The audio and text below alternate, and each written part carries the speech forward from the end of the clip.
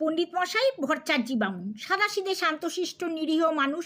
বাড়িতে তার সর্ষের তেলের দরকার পড়েছে, তিনি গেছেন কলুর বাড়ির তেল কিনতে। কলুর ঘরে মস্ত ঘানি, একটা গরু গম্ভীর হয়ে সেই ঘানি ঠেলছে, তার গলায় ঘণ্টা বাঁধা।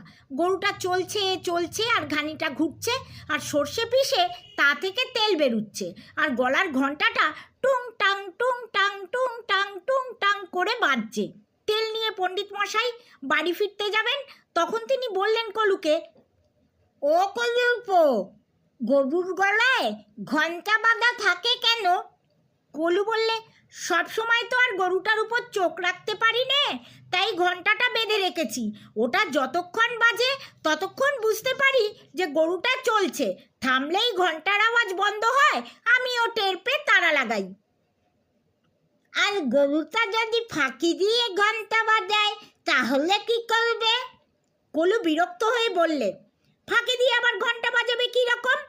পণ্ডিত মশাই বললেন, মনে করো যদি এক জায়গায় ঠায় দাঁড়িয়ে মাথা মারে তাহলেও তো ঘণ্টা বাজবে, কিন্তু ঘানি তো চলবে না, তখন কি করবে?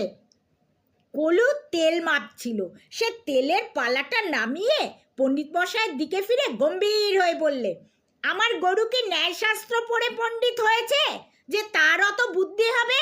সে আপনার টলে যায়নি, শাস্ত্রও পড়েনি, আর গরুর মাথায় অত মতলবও খেলে না।